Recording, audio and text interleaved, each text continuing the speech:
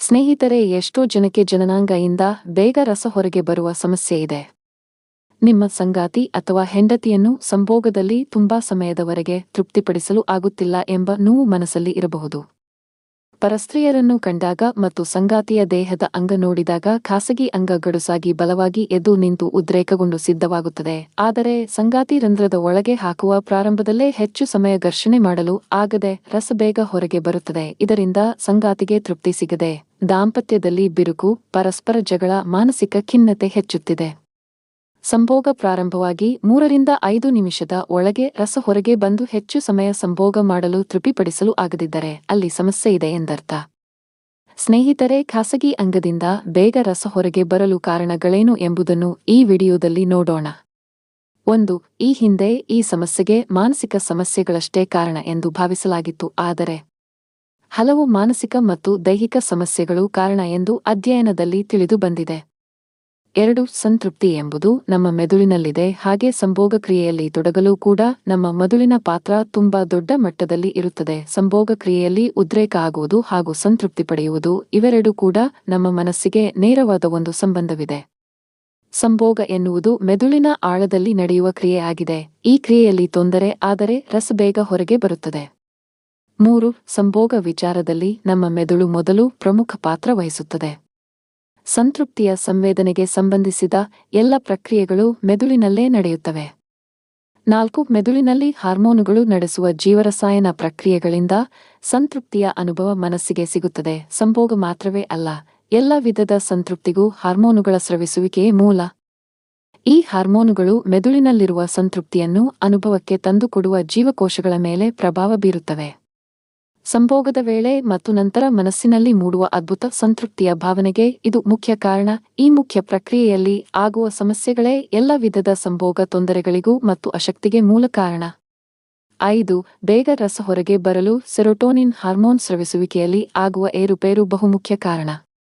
ಈ ಹಾರ್ಮೋನ್ ದೇಹದಲ್ಲಿ ನೈಸರ್ಗಿಕವಾಗಿ ಉತ್ಪತ್ತಿಯಾಗುತ್ತೆ. ಇದನ್ನು ಸಂತೋಷದ ಹಾರ್ಮೋನ್ ಎಂದು ಕರೆಯುತ್ತಾರೆ. ಈ ಹಾರ್ಮೋನ್ ಸ್ರವಿಸುವಿಕೆಯಿಂದ ಮನಸ್ಸಿಗೆ ಖುಷಿ, ತೃಪ್ತಿ, ನಿರೀಕ್ಷೆ ಮೀರಿದ ಆನಂದ ಮತ್ತು ಅಂಗಣದಲ್ಲಿ ತೇಲಾಡಿದ ಅನುಭವ ಸಿಗುತ್ತದೆ.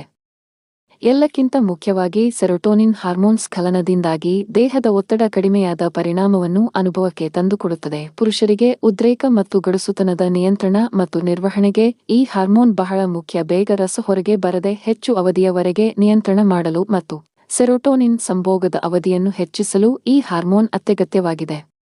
ಸೆರೋಟೋನಿನ್ ಹಾರ್ಮೋನ್ನ ಮಟ್ಟ ಕಡಿಮೆ ಇರುವ ಪುರುಷರು ಸ್ಥಳನದ ಮೇಲೆ ನಿಯಂತ್ರಣ ಕಳೆದುಕೊಳ್ಳುತ್ತಾರೆ. ಇಂಥವರು ಅತಿ ಬೇಗ ಉದ್ರೇಕ ಮತ್ತು ಸಂಭೋಗದ ತುರಿತ ಅವಸ್ಥೆ ಮುಟ್ಟುತ್ತಾರೆ. ಇದರಿಂದ ಬೇಗ ರಸ ಹೊರಗೆ ಬರುತ್ತದೆ. 6. ಈ ಸಮಸ್ಯೆಗೆ ನಿರ್ದಿಷ್ಟ ಕಾರಣ ಏನು ಅನ್ನೋದು ಈವರೆಗೆ ಗೊತ್ತಾಗಿಲ್ಲ. ಆದರೆ ಹಲವು ಮಾನಸಿಕ ಮತ್ತು ದೈಹಿಕ ಸಮಸ್ಯೆಗಳೇ ಕಾರಣ ಎಂದು ಅಧ್ಯಯನದಲ್ಲಿ ಒಂದಿಷ್ಟು ತಿಳಿದು ಬಂದಿದೆ. 7. ಚಿಕ್ಕ ವಯಸ್ಸಿನಿಂದಲೇ ಸಂಭೋಗ ಅನುಭವಗಳನ್ನು ಹೆಚ್ಚು ಪಡೆಯುತ್ತಲೇ ಬಂದಿದ್ದರೆ ಹಾಗೂ ಹೆಚ್ಚು ಹಸ್ತಮೈಥುನ ಮಾಡಿಕೊಳ್ಳುವುದು, ಹೆಚ್ಚು ಸಂಭೋಗ ದೃಶ್ಯ ವೀಕ್ಷಿಸುವುದು ಇದರಿಂದ ನಿಮ್ಮ ಅಂಗದಿಂದ ಹೆಚ್ಚು ರಸ ಹೊರ ಹಾಕುವುದರಿಂದ ಬಲ ಕಳೆದುಕೊಳ್ಳಲು ಕಾರಣವಾಗುತ್ತದೆ. 8. ಇನ್ನು ಕೆಲವರು ತುಂಬಾ ವರ್ಷಗಳಿಂದ ಲೈಂಗಿಕ ಕ್ರಿಯೆಯಲ್ಲಿ ಸತತವಾಗಿ ಬಿಡುವಿಲ್ಲದೆ ದೈಹಿಕ ಸಂಪರ್ಕ ನಡೆಸುತ್ತಲೇ ಇರುತ್ತಾರೆ. ಇದರಿಂದ ಇದು ಅವರಿಗೆ ಸತತವಾಗಿ ಅಭ್ಯಾಸವಾಗಿ ಬೇಗ ರಸ ಹೊರಗೆ ಬರುವ ಸಮಸ್ಯೆಗೆ ಒಳಗಾಗುತ್ತಾರೆ. 9. ಇನ್ನೂ ಹೆಚ್ಚಿನ ಜನ ಸಂಗಾತಿಯ ದೇಹದ ಮೊಲೆ, ತೊಟ್ಟುರಂಧ್ರದ ಗಾತ್ರ, ಆಕಾರ, ಬಣ್ಣ, ಅವಳ ತೊಡಗಿಸಿಕೊಳ್ಳುವಿಕೆ ಆಕಾರ ಚೆನ್ನಾಗಿಲ್ಲ ಎಂದು ಮನಸ್ಸಿನಲ್ಲಿ ಕೀಳರಿಮೆ ಇರುವ ಕಾರಣ ಹೆಚ್ಚು ಸಂಭೋಗ ಮಾಡಲು ಆಸಕ್ತಿ ಬರದೆ ಬೇಗ ರಸ ಹೊರಗೆ ಬರುತ್ತದೆ. 10. ಹಾಗೆ ಕೆಲವರು ಯಾವಾಗಲೂ ಮನಸ್ಸಿನಲ್ಲಿ ಸಂಭೋಗ ಕ್ರಿಯೆ ಬಗ್ಗೆ ಅಗತ್ಯಕ್ಕಿಂತ ಹೆಚ್ಚು ಯೋಚಿಸುತ್ತಲೇ ಇರುವುದರಿಂದ ಬೇಗ ರಸ ಸ್ರವಿಸುವ ಸಮಸ್ಯೆಗೆ ಒಳಗಾಗುತ್ತಾರೆ. 11. ಸಂಭೋಗದ ವೇಳೆ ಉದ್ರೇಕಗೊಂಡು ತಡೆಯಲಾಗದೆ ಪುರುಷರು ಆತುರಪಟ್ಟು ಬೇಗ ರಂಧ್ರದ ಒಳಕ್ಕೆ ಹಾಕಿ ಘರ್ಷಣೆ ಮಾಡಲು ಹೋಗುತ್ತಾರೆ. ಹಾಗಾಗಿ ಕ್ರಮೇಣ ಇದು ಅವರಿಗೆ ಹವ್ಯಾಸವೇ ಆಗಿ ಬಿಡುತ್ತದೆ. ಎಷ್ಟು ಆತುರಪಡುತ್ತಿರೋ ಅಷ್ಟು ಬೇಗ ರಸ ಹೊರಗೆ ಬರುತ್ತದೆ. 12. ಇನ್ನು ಕೆಲವರಿಗೆ ಸಂಭೋಗ ಮಾಡಿ ಅವಳಿಗೆ ತೃಪ್ತಿಪಡಿಸಲು ಸಾಧ್ಯವೇ ಎಂಬ ಸಣ್ಣ ಆತಂಕ, ಒತ್ತಡ ಹೆಚ್ಚಾಗಿ ಅಥವಾ ಕಿರಿಕಿರಿಯಿಂದಾಗಿ ಎದ್ದು ನಿಂತ ಅಂಗ ಉದ್ರೇಕದ ಗಡುಸುತನವನ್ನು ಬಲವನ್ನು ಅವರೇ ಹಾಳು ಮಾಡಿಕೊಳ್ಳುತ್ತಾರೆ. 13. ಕೆಲವರು ಮುಕ್ತ ಆಸಕ್ತಿ ಮನಸ್ಥಿತಿ ಹೊಂದಿರುತ್ತಾರೆ. ಹಲವರೊಂದಿಗೆ ಸಂಭೋಗದ ಅನುಭವ ಪಡೆದುಕೊಂಡಿರುತ್ತಾರೆ. ಆದರೆ ಪ್ರಸ್ತುತ ಸಂದರ್ಭ ಈಗ ಬಾಳುತ್ತಿರುವ ಸಂಗಾತಿಯೊಂದಿಗೆ ವಿವಿಧ ಕಾರಣಗಳಿಂದ ವಿರಸ ಮೂಡಿರಬಹುದು. ಇದು ಕೂಡ ಹೆಚ್ಚು ಸಂಭೋಗ ಮಾಡಲು ಆಗದೇ ಇರಲು ಕಾರಣವಾಗುತ್ತದೆ. 14 ಬೇಗ ರಸ ಬರಲು ಕೆಲವು ದೈಹಿಕ ಸಮಸ್ಯೆಗಳಿಂದಲೂ ವ್ಯಕ್ತಿಯನ್ನು ಬಾಧಿಸಬಹುದು. ಮುಖ್ಯ ಕಾರಣವೆಂದರೆ ಹಾರ್ಮೋನ್ ಮಟ್ಟದ ವೈಪರೀತ್ಯದಿಂದ ಸಮಸ್ಯೆ ಆಗಬಹುದು. 15 ಮೆದುಳಿನಲ್ಲಿ ಕೆಲಸ ಮಾಡುವ ನ್ಯೂರೋ ಟ್ರಾನ್ಸ್ಮಿಟರ್ಸ್ ಎಂದು ಕರೆಯುವ ರಾಸಾಯನಿಕಗಳ ಮಟ್ಟದಲ್ಲಿ ಏರುಪೇರು ಆದಾಗ ರಸ ಬೇಗ ಹೊರಗೆ ಬರಬಹುದು.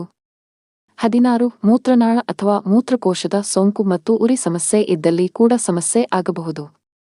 17 ಆನುವಂಶಿಕವಾಗಿ ಬಂದ ಸಮಸ್ಯೆಗಳಿಂದ ಕೂಡ ಸಮಸ್ಯೆ ಆಗಬಹುದು. 18 ಮಧುಮೇಹ, ರಕ್ತದೊತ್ತಡ, ಹೃದಯ ಸಂಬಂಧಿತ ಕಾಯಿಲೆಗಳಿಂದಲೂ ಸಮಸ್ಯೆ ಆಗಬಹುದು. 19 ನಿಮಿರುವಿಕೆ ಸಮಸ್ಯೆಯಿಂದ ಬೇಗ ರಸ ಚೆಲ್ಲುವ ಸಮಸ್ಯೆ ಆಗಬಹುದು. 20 ದಿನವಿಡೀ ಅತಿ ಹೆಚ್ಚು ಒತ್ತಡ ಸಮಸ್ಯೆಯಿಂದ ವೀರ್ಯ ಸ್ಖಲನ ಆಗಬಹುದು. 21 ಒಟ್ಟಾರೆಯಾಗಿ ಮಾನಸಿಕ, ದೈಹಿಕ ಹಾಗೂ ಭಾವಾತ್ಮಕ ಆತಂಕ, ಭಯ, ಆತುರ, ಖಿನ್ನತೆ ಇತ್ಯಾದಿಗಳಿಂದ ಹೆಚ್ಚು ಸಮಯ ಸಂಭೋಗ ಮಾಡಲು ಆಗದೇ ಇರಲು ಕಾರಣವಾಗಿದೆ.